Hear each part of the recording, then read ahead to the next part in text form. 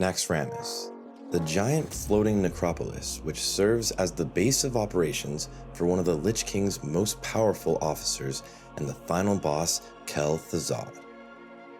The guilds are tasked to defeat Kel'Thuzad and the other 14 bosses in as quick of a time as possible to become the raid masters of Naxxramas.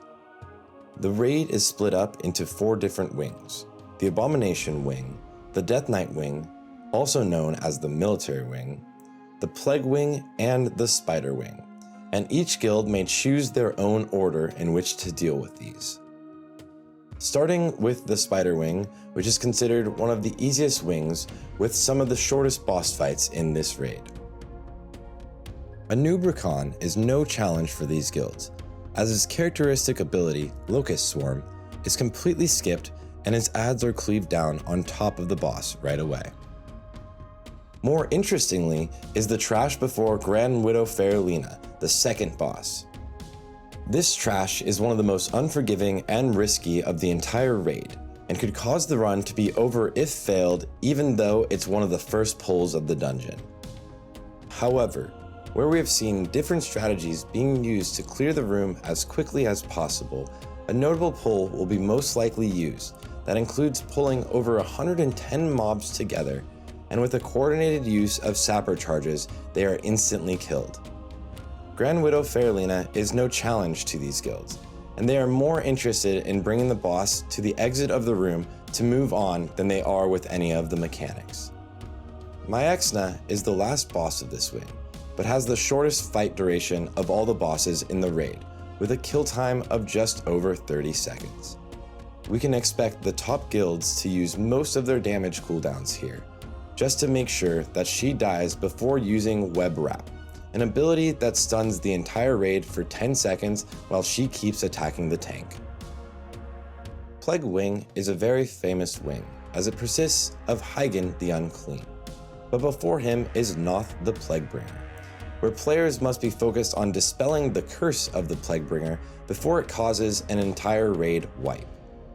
The next boss is Hygen, which is often associated with his dance mechanic, Eruption, which causes green goo to erupt from the floor, and the question is, are the guilds going to complete the famous safety dance of defeating the boss without losing any players, or will someone lose their step? While the wing may be one of the easier ones, the last boss, Lotheb, can be a threat to some guilds, and without great cooldown rotation from the tanks and coordination from the healers to establish a healing rotation on the tank, as they will get a debuff that only allows them to cast 1 healing spell every minute, the raid will wipe. The raid itself relies on consumables to stay alive, as the healers are all focused on keeping the tank alive. Next up is the Death Knight Wing, which consists of one of the harder bosses.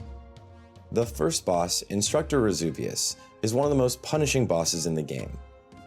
He hits incredibly hard, and the raid relies on the priests to mind control the adds and use their abilities to tank the boss.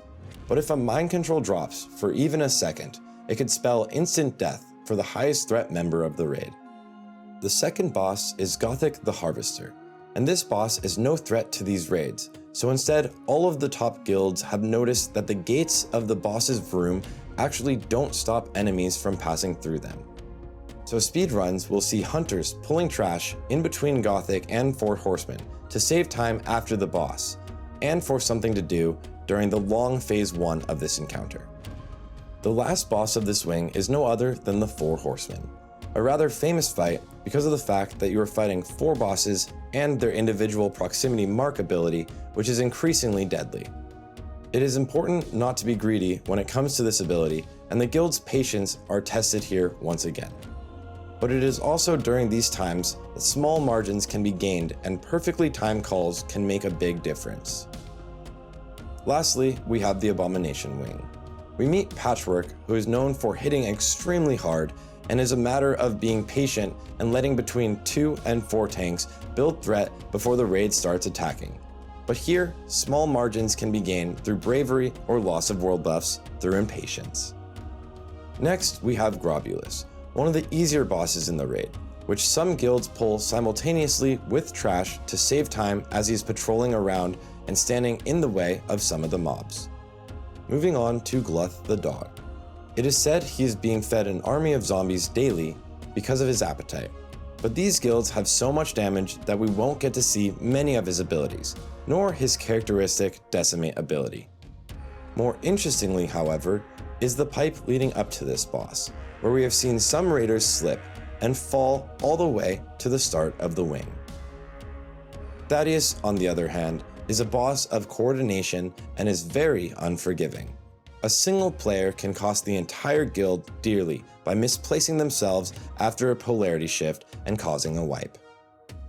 Once all wings have been cleared, the Frostwing layer opens and unlocks Sapphiron, a large threat to many guilds because of the boss's frost aura, dealing extremely high raid damage every other second and forcing the guilds to swap to their frost resistance gear.